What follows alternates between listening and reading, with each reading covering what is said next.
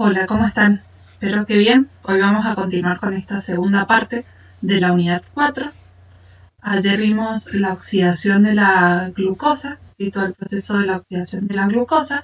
Específicamente vimos que estaba formada por dos etapas, la glucólisis y una segunda etapa que tiene dos opciones. Si hay oxígeno, la vamos a denominar respiración celular y si no hay oxígeno, la vamos a denominar fermentación.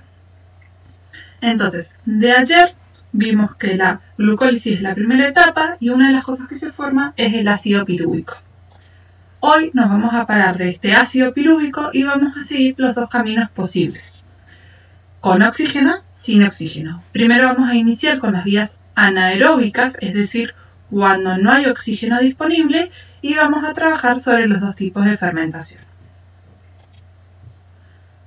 Para un pequeño repaso de ayer, ácido pirúvico, no hay oxígeno, ocurre la fermentación y teníamos dos tipos de fermentación. La fermentación láctica, que me va a formar ácido láctico, o la fermentación alcohólica, que va a formar un alcohol, en este caso etanol, y dióxido de carbono. Entonces, vamos a ver primero la fermentación alcohólica. Recuerden que este proceso ocurre sin oxígeno, ¿sí? Cuando ocurre la glucólisis y no hay presente oxígeno, puede ocurrir este proceso o el otro proceso de fermentación. Entonces, desde la glucólisis obteníamos un ácido pirúvico.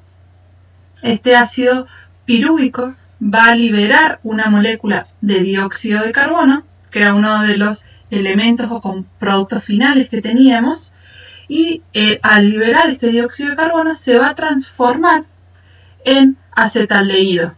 Si vamos a tener acá el ácido pirúvico, 3 carbonos, vamos a pasar a un compuesto que es el acetaldehído con 2 carbonos. A su vez, este compuesto se va a reducir, provocando la oxidación del NAD reducido, se va a oxidar a NAD. Al producirse este cambio de estructura, esta oxidación, el acetaldehído se va a transformar en etanol. ¿Sí? Este etanol sería el alcohol, por eso se denomina fermentación láctica. Generalmente se ha observado este tipo de fermentación a través, por ejemplo, las levaduras en la formación de vinos o distintos tipos de jugos. El otro tipo de fermentación es la fermentación láctica. Seguimos sin presencia de oxígeno, en el cual el ácido pirúvico se va a reducir y el NAD reducido se va a oxidar, provocando un NAD para ayudar en el proceso de la glucólisis. Esta reducción del ácido pirúvico va a formar ácido láctico, que por eso es el nombre que recibe este tipo de fermentación, porque forma ácido láctico. Esto lo podemos encontrar, por ejemplo, en las células musculares, cuando están expuestas a una alta actividad física, donde ya casi no hay oxígeno disponible, se produce este tipo de procesos para que la célula siga teniendo energía. Entonces, sin oxígeno ocurre fermentación, o una o la otra. Después tenemos las vías aeróbicas, que es en presencia de oxígeno. A todo el proceso se va a denominar respiración celular, pero a su vez la respiración celular está compuesta o está subdividida en dos procesos continuos que son importantes. Es el ciclo de Krebs y el transporte de electrones o la cadena de electrones. Ambos procesos van a ocurrir en la mitocondria en las células eucariotas. En las células procariotas va a ocurrir en las invaginaciones de la membrana celular. Como ya habíamos visto, la mitocondria es una organela de las células eucariotas, la cual está formada por dos membranas. Una membrana externa, ¿sí?, que es lisa y evita que ingrese la mayoría de las moléculas pequeñas, y luego tenemos una membrana interna que a su vez está plegada y va formando crestas y permite el pasaje de sustancias a través de canales o transportadores especializados. En ellas están insertas los transportadores de electrones y enzimas, por ejemplo, como la ATP sintetasa. Entonces, en esta parte interior es donde se va a llevar todo el proceso. Esto es los pasos que deberíamos seguir cuando hay oxígeno: la oxidación de la glucosa, que es la glucólisis, luego la respiración celular, donde está el ciclo de Krebs, y luego el transporte de electrones. Pero antes de ingresar a la respiración celular, es decir, específicamente al ciclo de Krebs, hay una acción previa que se denomina oxidación del ácido pirúvico. Es una etapa preparatoria. O paso intermedio también se lo puede denominar. Entonces, como el nombre lo dice, va a ser una oxidación, ¿sí? El ácido pirúvico, a través de la glucólisis que se formó, va a estar presente en el citoplasma y a su vez de forma selectiva debe ingresar a la mitocondria. Lo que sucede en este caso es que el ácido pirúvico libera una molécula de dióxido de carbono y pasa de tener 3 carbonos a tener solamente 2 carbonos. Se produce la oxidación, la reducción del NAT, ¿sí? Pasamos de NAT a NAT reducido. Y este compuesto, a su vez, se va a unir de forma momentánea a una coenzima denominada coenzima CoA. Al unirse el ácido pirúvico, que una vez que está oxidado se transforma en acetil, se va a unir a la coenzima CoA y se va a denominar acetil-CoA, ¿sí? La parte superior es el acetil, que es una vez que se libera el dióxido de carbono, y se une a la coenzima CoA formando el acetil-CoA. Y este compuesto, el acetil-CoA, es el que va a ingresar al ciclo de Krebs, el que ya está preparado para ingresar al ciclo de Krebs. Entonces, una especie de resumen: ¿qué es lo que ha pasado con la glucosa original de 6 carbonos que teníamos inicialmente? Se formaron 2 moléculas de dióxido de carbono y 2 grupos acetilos, ¿sí? Ahí tenemos los 6 carbonos que tenía la glucosa. Y además se fueron formando 4 moléculas de NAT reducido, de las cuales 2 se formaron en la glucólisis y 2 en el ácido pirúvico. También cada uno de estos grupos acetilos, nosotros vamos a ver uno solo, pero es para que sepan que se duplica, ocurre 2 veces, se va a unir a la coenzima y va a recibir el nombre de acetil-CoA. Esta combinación o este compuesto es el que va a permitir el nexo o el que genera el nexo entre la glucólisis y el ciclo de Krebs. Y todo este proceso de la oxidación del ácido pirúvico va a llevarse a cabo a través de una secuencia de reacciones que se producen dentro de un complejo multienzimático.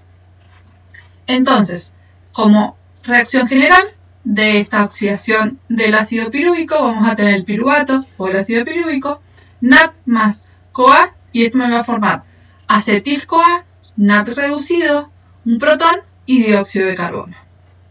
Ahora estamos preparados para ingresar al ciclo de Krebs. Ciclo de Krebs se presenta, ustedes tienen esta imagen en la página 7 de los apuntes de clase o en la página 24 del cuadernillo. Inicialmente es como mucha información que quizás a veces nos da miedo, lo vamos a ir viendo algunas partes y vamos a ir desglosándolo de a poco para ir analizándolo. Además, recuerden que tienen los RAP en el Moodle para ir viéndolo. Entonces, vamos a partir, acá está la oxidación del ácido pirúvico, que es lo que acaba de terminar, y me forma un acetil-CoA. Primero, como el nombre lo dice, es ciclo de Krebs, es decir, finaliza y continúa con los mismos productos, ¿sí? Es un ciclo. Entonces, el primer paso que se va a llevar a cabo es el acetil-CoA, que se produjo en la oxidación del ácido pirúvico, se va a unir a un ácido oxalacético, que es este que está acá, ¿sí? Ese ácido oxalacético se va a unir solamente a la molécula del acetil. Estos dos se unen y van a formar el ácido cítrico. Entonces la coenzima CoA es liberada para de vuelta activarse en el proceso de oxidación del ácido pirúvico. Entonces tenemos un acetil de 2 carbonos más un oxalacetato, un ácido oxalacetato con 4 carbonos. Entonces tenemos un compuesto de ácido cítrico de 6 carbonos. Este ácido cítrico va a empezar a reaccionar con distintas enzimas y va a producir la liberación de dióxido de carbono, de 2 moléculas de dióxido de carbono. Es decir, va a pasar de 6 carbonos a 4 carbonos.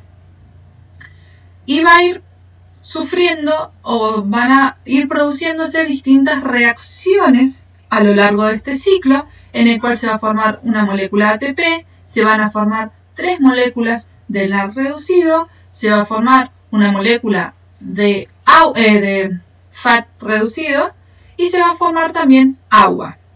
Todos estos cambios que van a ir produciendo en la molécula del ácido cítrico va a llegar nuevamente a un compuesto de 4 carbonos que va a ser específicamente el ácido oxalacético, que es con él, y ahí iniciamos nuevamente el ciclo con otro acetil-CoA.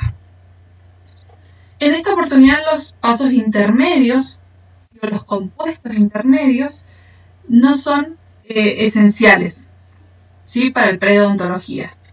Entonces, en forma general, vamos a tener un ácido oxalacético, se va a combinar con un acetil-CoA, vamos a necesitar una molécula de ADP, fósforo, 3 moléculas de NAD, una molécula de FAT y me va a formar otro ácido oxalacético, 2 moléculas de dióxido de carbono. El CoA va a estar liberado del acetil, me va a transformar el ADP con el fósforo en una molécula de ATP. La reducción del NAD me va a dar NAD reducido, la reducción del FAT, FAT reducido, y van a aparecer estos 3 protones que van a ser parte de la reducción del NAD y moléculas de agua. Entonces, como una forma simple que lo vamos a ver ahora, o por lo menos para el preodontología, es que tenemos inicialmente una molécula de acetil-CoA de 2 carbonos. Esta se va a unir al ácido oxalacético, ¿sí? Tenemos dentro del ciclo un ácido oxalacético de 4 carbonos, se va a unir a un acetil-CoA de 2 carbonos. Acá vamos a tener, por supuesto, una molécula de 6 carbonos. Luego vamos a tener un ácido cítrico, esa combinación va a ser el ácido cítrico. Van a haber una serie de subproductos intermedios y de último vamos a volver a formar un ácido oxalacético. En esos caminos intermedios vamos a tener la liberación de dióxido de carbono, de NAD reducido, FAT reducido, ATP, agua, y vamos a tener también la liberación de la coenzima CoA. Si esto sería como una especie de resumen o bien abreviado el ciclo de Krebs, que es lo que ingresaría en el PRE. Una vez que finaliza el ciclo de Krebs, lo que viene a continuación es la cadena o transporte de electrones, que ustedes lo tienen en un video en el Moodle.